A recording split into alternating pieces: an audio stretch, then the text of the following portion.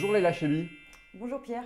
On vous connaît pour avoir été l'une des initiatrices du mouvement Nuit debout, mais vous n'en étiez déjà pas à votre premier coup puisque vous avez aussi participé de la création de collectifs comme Génération Précaire, Jeudi Noir ou l'Appel à la Pioche. Vous êtes aujourd'hui l'une des porte-paroles de la campagne de Jean-Luc Mélenchon. Quel autre regard justement est-ce que vous proposez aujourd'hui Leïla Chebbi? Ce que je peux proposer comme regard justement, c'est que les choses sont jamais écrites à l'avance. Comme vous l'avez dit, il y a un an, on était sur le point de lancer Nuit debout. Il y a un an, il faut se rappeler de l'ambiance quand même. On était après les attentats. La place de la République, c'était un endroit où on se réunissait, on s'était réunis pour pleurer après les attentats. C'était une ambiance d'état d'urgence, une ambiance sinistre. Et puis quand on a lancé Nuit debout il y a un an, on était une dizaine. Et il se trouve que c'était dingue. On a été les premiers surpris par le monde, l'affluence sur la place de la République. Pendant des semaines, des milliers de personnes qui venaient tous les jours pour discuter, réfléchir à comment on pouvait construire une société meilleure, plus juste, plus démocratique. Et tout ça à Paris, mais dans plein d'autres villes en France, à l'étranger.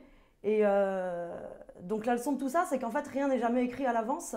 Et quand on croit que les choses sont inéluctables, eh ben, ce n'est pas le cas. Et aujourd'hui, avec la campagne de la France Insoumise, avec la campagne de Jean-Luc Mélenchon, j'ai un peu l'impression et l'envie de revivre ce genre de choses. Alors justement, on vous connaît aussi pour vos coups médiatiques, les pique-niques dans les supermarchés ou les visites d'appartements pour faire péter la bulle immobilière, vous disiez vous-même.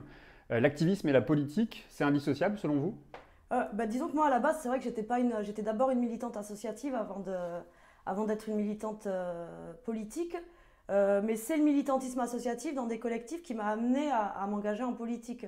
Donc j'ai fait partie de collectifs comme le Jeudi Noir, Génération Précaire, où à pas nombreux, on a réussi à faire des coups d'éclat qui ont permis de sensibiliser la population à des problèmes qui n'étaient pas à ce moment-là considérés comme des problèmes de société. Par exemple, le fait de devoir subir un parcours du combattant pour avoir un logement, devoir subir un parcours du combattant pour avoir un job normal. Et on a réussi, parce qu'on a squatté l'espace médiatique, on a réussi à faire beaucoup de bruit, avoir rendez-vous avec tous les ministres concernés de l'époque. Enfin, je me rappelle, Jeudi Noir, à l'époque, on a eu rendez-vous au bout d'un mois d'existence avec le ministre du Logement, puis ensuite on les a tous vus.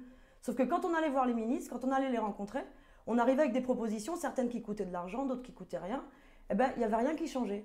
Il n'y avait rien qui changeait, et c'est là qu'en fait j'ai pris conscience que si on voulait que les choses elles changent, si on voulait que toutes nos revendications elles aboutissent, il fallait occuper le terrain politique, il fallait faire bouger les politiques. Concrètement, de façon très concrète, si on avait un gouvernement, pour parler du logement, on va voir tous les ministres du logement, ils nous renvoient dans nos cordes, il n'y a rien qui change.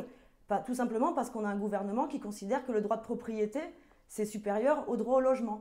Donc c'est pour ça que moi je pense important de squatter le terrain politique. Alors aujourd'hui, Leïla Chebbi, Jean-Luc Mélenchon, c'est la personnalité, enfin en tout cas le candidat que vous soutenez à l'élection présidentielle. Son nouveau slogan, on le connaît depuis quelques jours, la force du peuple. Il est avec vous, le peuple, Leïla Chebbi? C'est vrai que ça, c'est le genre de slogan, ça pourrait paraître complètement à côté de la plaque et déconnecté si c'était pas lié à une réalité.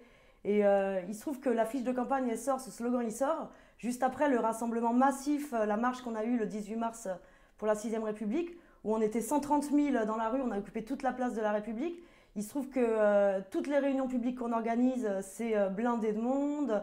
Le dernier meeting qui a eu lieu à Rennes dimanche, où il y avait autant de monde dehors que dedans. On sent vraiment une dynamique, le nombre de personnes qui apportent leur soutien à la candidature de Jean-Luc Mélenchon sur le site internet. Donc ouais, effectivement, on a l'impression qu'il y a vraiment quelque chose qui se passe, quoi. Que tout d'un coup, plein de gens... c'est pas fini, c'est pas fini. Et puis notre objectif, c'est de convaincre tous ceux qui n'ont pas encore fait leur choix et puis qui hésitent même à aller voter. Alors justement, qu'est-ce que vous dites à ceux qui additionnent les voix de Jean-Luc Mélenchon et de Benoît Hamon aujourd'hui? Nous, on veut surtout se situer, dès le départ, la campagne de la France Insoumise, elle se situe en dehors de toutes ces tambouilles d'appareils qui sont l'apanage de la politique depuis des années et des années et qui font qu'il y a de moins en moins de gens qui ont envie de se déplacer pour aller voter. Et puis bon, imaginons, nous ce qu'on porte avec Jean-Luc Mélenchon, on porte une volonté d'alternative à ce qui s'est passé pendant 5 ans avec le quinquennat de François Hollande. Et imaginons, scénario fiction, Jean-Luc Mélenchon retire sa candidature, aurait retiré sa candidature, et puis on se serait tous mis derrière le gagnant de la primaire du Parti Socialiste. Est-ce que vous croyez que tous les gens qui aujourd'hui sont prêts à voter pour Jean-Luc Mélenchon, ils seraient allés mettre un bulletin dans l'urne avec le mot Parti Socialiste? Pour tout un tas de gens dans le pays, c'est devenu rédhibitoire. Ce que vous nous dites aujourd'hui, Leïla Chebbi, c'est que Jean-Luc Mélenchon, c'est le candidat, c'est le vote utile aujourd'hui à gauche? Ben, ce que je suis en train de dire, c'est que la politique, c'est pas des mathématiques, ça s'additionne pas. Mais sinon, est-ce que c'est le vote utile? Moi, j'aime pas Alors, qu'est-ce que reprendre. vous dites alors justement à un électeur Mm. qui serait tenté de voter pour Benoît Hamon? Comment vous arriveriez à le convaincre de voter pour Jean-Luc Mélenchon aujourd'hui? Ben, déjà une chose, notre objectif, c'est pas de piquer des parts du gâteau, un gâteau qui est déjà devenu tout petit, qui est le gâteau des gens qui ont envie, comme ça, spontanément, d'aller voter. Nous, on n'est pas dans cette logique-là de piquer des parts de marché aux voisins. On est vraiment dans la logique, avant tout, de convaincre tous ceux qui veulent pas se déplacer. Et c'est pour ça qu'on est dans une démarche vraiment, vraiment intéressante. Et ce que je leur dis à ces gens-là, c'est tout simplement regarder notre programme. C'est vrai qu'on n'entend pas beaucoup parler du programme dans les médias en ce moment. Ça va parler du costume de Fillon. Nous, là, il nous reste 26 jours, je crois, 25 jours. On a un programme qui n'a pas été rédigé sur un coin de table comme ça, puis négocié entre appareils. On a un programme qui a mis des mois à être réalisé. Alors justement, le programme, vous allez le défendre au moment des législatives. C'est dans quelques semaines, dans quelques mois aujourd'hui que vont se décider justement les accords aux législatives. Où est-ce que vous en êtes aujourd'hui des accords avec vos partenaires du Front de gauche? Oui, si vous permettez, je voudrais juste, parce que je dis on a un programme, mais en fait ça pourrait être, j'invite les gens à aller le consulter. Mais c'est surtout qu'en gros, si on devait résumer notre programme en une phrase, c'est rendre le pouvoir au peuple, faire en sorte que le mot démocratie, ce soit pas un mot qu'on apprend dans les manuels d'instruction civique, mais que ce soit vraiment une réalité. Rendre le pouvoir au peuple au niveau institutionnel, au niveau économique, à tous les niveaux.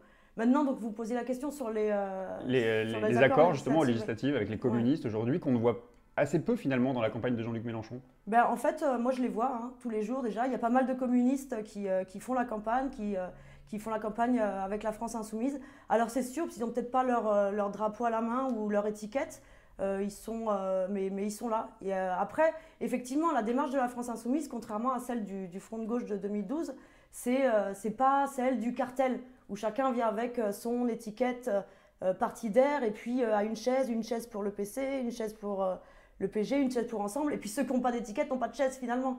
Non, là vraiment, on n'est pas dans cette logique-là. Sur les législatives, on regrette que le PC n'ait pas souhaité faire d'accord national. Le PC ne veut pas d'accord Donc national. c'est terminé, il y aura potentiellement dans certaines circonscriptions des candidats de la France Insoumise face à des candidats Il y communistes. a des discussions en cours. Moi, j'espère quand même qu'on ne va pas se marcher sur les pieds. Enfin, ce serait complètement absurde. Je sais que la France Insoumise a proposé au Parti communiste une espèce de code de bonne conduite, a proposé que sur certaines circonscriptions, il y ait un retrait. Et que ce retrait, il soit réciproque, un retrait d'un candidat France Insoumise sur une circo, un retrait du Parti communiste sur une autre. Pour l'instant, on attend le retour du Parti communiste, mais effectivement, ce serait une absurdité de se marcher sur les pieds. Ouais. C'est qui votre principal adversaire dans cette campagne, Leïla Chaibi? La finance, la droite, l'extrême droite, le centre de Macron? Avant d'avoir des adversaires, on a un programme à porter. Je pense que c'est ça aussi la force de la campagne de la France Insoumise, c'est qu'on n'est pas là à cibler un tel ou un tel, mais avant tout à être dans le positif, à porter un ensemble de propositions. On en a 357 et c'est ça qui fait que les gens qui nous rejoignent, ils sont dans l'adhésion et ils relèvent la tête et ça leur redonne de l'espoir. La gauche de l'après-présidentielle, elle se construit avec qui et comment, Leïla Chaibi? Oula, alors déjà, voilà, on est dans une séquence. C'est quoi l'avenir de la France Insoumise? L'avenir de la France Insoumise, c'est de prendre le pouvoir. Enfin, déjà, là, si on mène le combat, si on est à l'élection présidentielle, notre objectif, c'est que Jean-Luc Mélenchon il soit élu président. Il atteigne le deuxième tour. Mais la gauche à laquelle vous aspirez demain, c'est une gauche qui se construit avec Benoît Hamon, par exemple? Je sais pas, mais en tout cas, c'est sûr que quoi qu'il en soit, quoi qu'il arrive, là, ce qu'on a construit avec la France Insoumise, c'est pas juste une campagne électorale de soutien à un candidat. C'est des centaines de personnes qui avaient jamais mis les pieds dans un syndicat, dans un parti, qui rejoignent les groupes d'appui de la France Insoumise. C'est des gens qui se mettent en mouvement et c'est sûr que quoi qu'il se passe, après le deuxième tour, ils vont pas retourner se coucher, regarder BFM TV. Donc évidemment que ce qu'on est en train de se construire, ça va être important dans la recomposition de la gauche. Ce qu'on constate, c'est que c'est sûr que la recomposition, en tout cas, ne peut plus se faire autour du Parti socialiste. Merci Leïla Chaibi d'être venue jusqu'à nous. Demain, je recevrai Benjamin Ball, co-auteur de #32mars Nuit debout, publié aux éditions Le Cherche Midi. Quelle question vous aimeriez que je lui pose demain, Leïla Chaibi? Alors Benjamin que j'ai fréquenté pendant Nuit debout, moi j'aimerais bien lui demander à Benjamin, je sais qu'il a soutenu la candidature de Charlotte Marchandise à la primaire.org. Maintenant que Charlotte Marchandise n'a pas ses signatures et n'est pas candidate, Benjamin, est-ce que tu soutiens la candidature de Jean-Luc Mélenchon. Est-ce que tu ne penses pas que le plus à même de porter tout ce qu'on a revendiqué pendant des semaines sur la place de la République à Nuit debout, la 6e République, une constituante, plus de démocratie, etc. Est-ce que ce n'est pas Jean-Luc Mélenchon? Eh bien, je lui poserai la question. Merci Leïla Chebbi. Je rappelle que vous êtes porte-parole de la campagne de Jean-Luc Mélenchon, de la France Insoumise. Merci Leïla et à demain. Merci Pierre.